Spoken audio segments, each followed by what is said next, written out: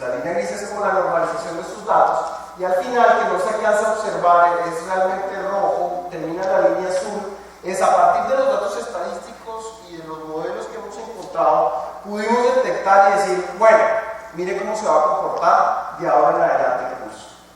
Eso es solamente en términos de actividad. ¿Qué permite eso?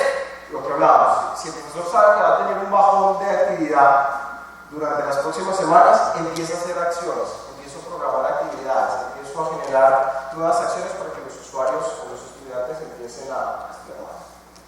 Pero eso es a nivel general del curso. Si llevamos a nivel específico, pudimos detectar cuáles eran los comportamientos de los usuarios. De hecho, era algo muy singular. El penúltimo usuario, el eje vertical es, por así decirlo, un estudiante, y el eje horizontal son las semanas. Si ven, el penúltimo usuario comienza bajito, la primera semana comienza bien, va aumentando, y empezamos a correlacionar en la gráfica, más adelante lo van a poder ver, como a la quinta semana le va mal en la calificación, y empieza a decaer el uso de la plataforma, y empieza a decaer la actividad del curso. Este tipo de análisis, imagínense que un profesor está vio que le fue mal en el caso, y vio que empezó a bajar su nivel de actividad, puede tomar acción dentro del salón de clase utilizando el aula virtual para que el estudiante verdaderamente tenga éxito en el curso. Miremos la comparación semanal. Este es un poco lo más sencillo, ver cómo se está comportando semana a semana en el curso. Y al final, poder tener unas métricas, por así decirlo, un reporte de métricas donde podamos decir, mire, todos los estudiantes han ingresado a la última actividad, cuántas actividades se han realizado, el tiempo que han estado en la plataforma, qué nivel de actividad o regularidad semanal tienen, y parametrizando ciertas variables, podemos identificar cuáles posiblemente los que están en verde pues tienen una alta actividad y cuáles tienen una baja actividad. Ahora analicemos el riesgo de los estudiantes, que es el segundo punto. Dentro de las plataformas que tenemos la actividad, tenemos las discusiones o su contexto social a partir de los foros, tenemos las calificaciones, y si yo empiezo a cruzar y a revisar modelos específicos de eso, hay muchos papers que están hablando que para detectar un riesgo de un estudiante tenemos que analizar su riesgo social y su riesgo académico. Con la información que ya tenemos y teniendo en cuenta la actividad, el riesgo académico y el riesgo social, a partir de nuevos algoritmos hemos podido identificar qué estudiantes están en riesgo dentro de una aula de clase. Analizar cómo está el perfil de riesgo de todo mi curso. Quiénes están en verde, cómo está en amarillo, cómo está en rojo. Y poder hacer esos cruces que hablaba al comienzo y decir, bueno, ¿cómo es el comportamiento del riesgo social contra el riesgo académico? ¿Qué está pasando? Entonces, si vemos, por ejemplo, a la derecha arriba, vemos un estudiante que tiene un riesgo académico y un riesgo social muy alto. O sea, le fue mal de calificaciones, no entra en la plataforma, no hace participaciones, entonces obviamente está por allá arriba. Pero en los casos especiales, la idea es que esté dentro de la sombra gris la mayoría de los estudiantes. Pero ¿qué pasa con esos casos de abajo que tienen un riesgo académico alto, pero el riesgo social es muy bueno? Son los estudiantes que usan la plataforma un montón y uno nos explica por qué no le fue bien. Y si yo no tengo tempranamente esta información con datos de una semana, incluso 2 semanas, voy a poder tomar acciones. Hablemos de los foros, de las discusiones. Un tema muy común es cuando empezamos, los profesores nos toca revisar miles de tareas y de paso estamos diciendo, bueno, vamos a decirles a los estudiantes, tienen que hablar sobre un tema específico para ver si entendieron sobre los temas que estamos hablando en este foro de discusión. Uno de los primeros temas o herramientas que podríamos generar para los profesores es poder decir, mira, miremos si de verdad las palabras que se están utilizando son el contexto del contenido que acabamos de aprender. Esa es una cloud, una nube de palabras, y los profesores ahí van a poder ver si de verdad toda la discusión está basándose en lo que es. En algunos cursos, algunos estudiantes lo que teníamos era copiar o pegar palabras por allá que no tenían nada que ver, y empezamos a detectar cómo se generan los nubes. Entonces era porque algún estudiante o alguien había desviado la conversación al respecto. Entonces se pudo tomar acciones de cómo volver a entrar y solucionar todo ese proceso. También vemos el análisis de discusiones, vemos cómo a partir de los foros podemos detectar cuáles son los estudiantes que más participan, los que menos participan. Obviamente los rojos son los que no están participando con nadie, los tipos de interacciones que están realizando, incluso ver cómo la parte de los instructores, cómo se están comportando con respecto a los estudiantes, qué tanta actividad están teniendo y cómo están participando en los grupos.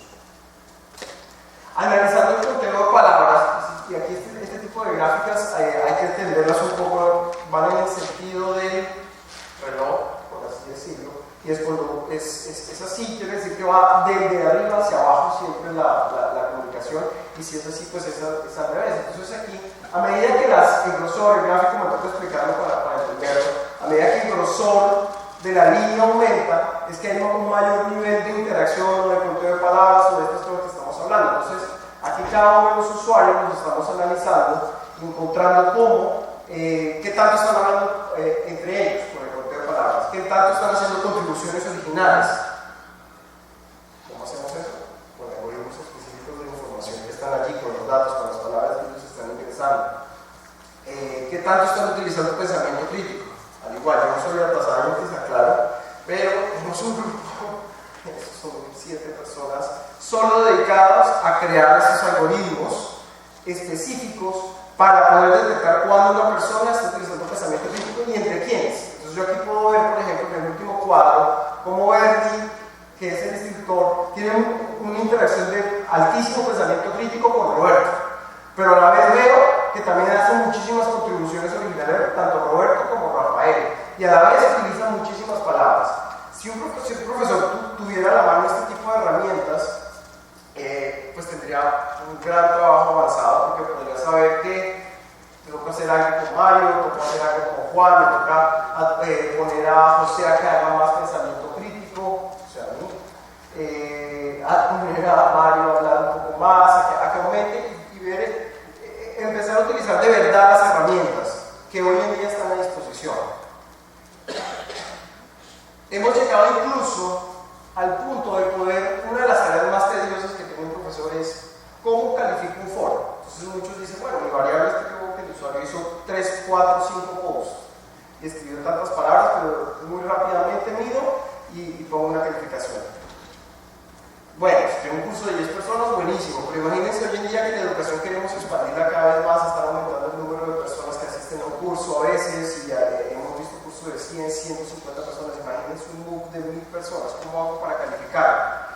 Allí es cuando empezamos a tratar de, a partir de ciertos algoritmos, poder decir, oiga, basado en su promedio de ingresos, su contribución original, su pensamiento crítico, esta es la nota asociada, ¿qué recomendamos? Supongo que eso tiene la posibilidad de ser claro. ¿Cómo analizo las discusiones en cuanto a similitud? A mí no me gusta usar la palabra plagio porque no necesariamente es plagio, es como qué tanto yo estoy siendo original. Entonces, yo analizando la información que están ingresando cada uno de los usuarios versus la información que ellos mismos están ingresando, yo puedo hacer un mapeo y ver, bueno, yo sé que el usuario 1 con el usuario 3 de abajo está repitiendo muy seguido o copiando muchas de las palabras que esta persona está utilizando. Y así pueden detectar casos como el 4 de la derecha, que está prácticamente copiando todo lo que hace el usuario de la mitad. Copia y pega, pues, sí. Calificaciones. Tenemos en Moodle, vemos que hay el libro de calificaciones, elementos calificados por todos lados. Podemos ver cómo están distribuidas las calificaciones. Gráficamente podemos ver, bueno, se está comportando bien, tengo más de la mitad de los estudiantes con buenas calificaciones hacia arriba, o estoy mal, qué acciones puedo tomar.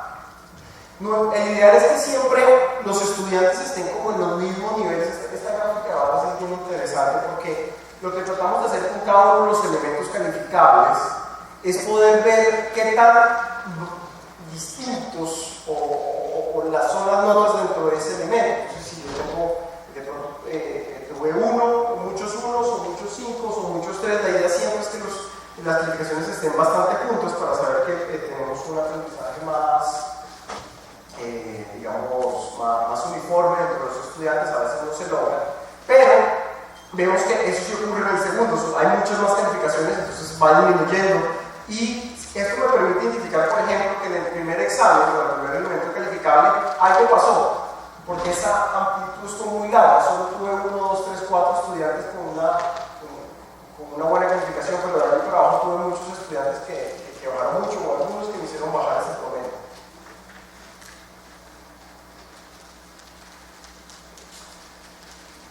Comparo también, y uno de los usos más específicos que hemos visto en nuestra investigación es cómo identificar esos exámenes, esos elementos calificados. Lo fuimos en clase, le decíamos, profesores, la previa o el examen cuchilla, y era en cuál es el que todos sacamos una mala calificación. Entonces, hemos podido identificar cómo, por ejemplo, en el quinto examen de este curso, el profesor puede saber, bueno, algo está pasando con ese examen, porque todo el mundo falló, tanto en el quinto como en el último, y poder empezar a tomar acciones. ¿Será que no aprendieron? ¿Será que no explicaron bien? ¿O será que hay alguna pregunta que no es clara? Y poder tomar mejores acciones. Esos son algunos de los algoritmos que quería compartir con ustedes, pero en detalle quiero abrir la invitación para que ingresen a una magazine que hemos creado, donde hemos publicado infinidad de casos de estudio y de información. Se llama Learning Magazine. Es un medio libre, abierto, que hemos promovido. Hoy en día tenemos cerca de 17,000 suscriptores. Es una revista virtual, aunque hacemos algunas empresas también porque participamos en eventos. Y ahí está, quiero que conozcan a Sasha, que se llama Alex Montijo. Es el analista, el científico de datos líder de este proyecto. Habla en detalle, hay una infografía, hay mayor información, lo puedes